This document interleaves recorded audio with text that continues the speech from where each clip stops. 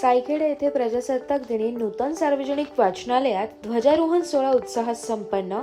दिनांक 26 जानेवारी 2026 रोजी प्रजासत्ताक दिनाचे औचित्य साधून सायखेडा येथील नूतन सार्वजनिक वाचनालयात ध्वजारोहणाचा कार्यक्रम मोठ्या उत्साहात पार पडलाय.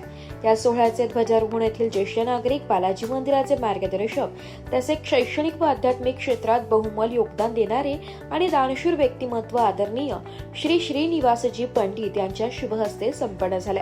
यावेळी राष्ट्रध्वजाला मानवंदना देण्यात आली आहे. तसेच देशभक्तीपर वातावरणात कार्यक्रम हा पार पडलाय.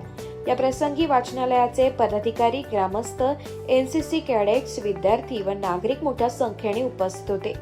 कार्यक्रमामुळे परिसरात राष्ट्रप्रेमाची आणि सामाजिक ऐक्याची भावना अधिक दृढ झाल्याचं दिसून आलंय.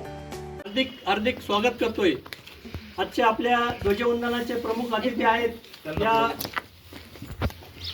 एक आध्यात्मिक क्षेत्रात कार्य करणारे आदरणीय श्रीनिवासजी पंडित सरांच्या बाबतीत सांगायचं झालं तर या सायखेड्यामध्ये सर्वात अगोदर ज्यांनी प्रिंटिंग प्रेस टाकला श्रीनिवासजी पंडित होय. हे कदाचित बऱ्याच लोकांना माहिती नसेल. यानंतर बरीच वर्ष त्यांनी गोदावरी सहकारी उपसा जलसिंचन संस्था या लिफ्ट संस्थेमध्ये प्रामाणिकपणे आपली सेवा बजावली आणि निवृत्तीनंतर आपला पारंपरिक जो धार्मिक मानसिकता आहे ते आजपर्यंत करत आहे. सायखेड्याच्या जडणघडणीमध्ये या परिवाराचा, या मंदिराचा मोठा वाटा आहे. असे आदरणीय श्रीनिवासजी पंडित सर यांना मी विनंती करतो की त्यांनी कृपया ध्वजवंदनासाठी पुढे यावं. एनसीसी कॅडेट आपण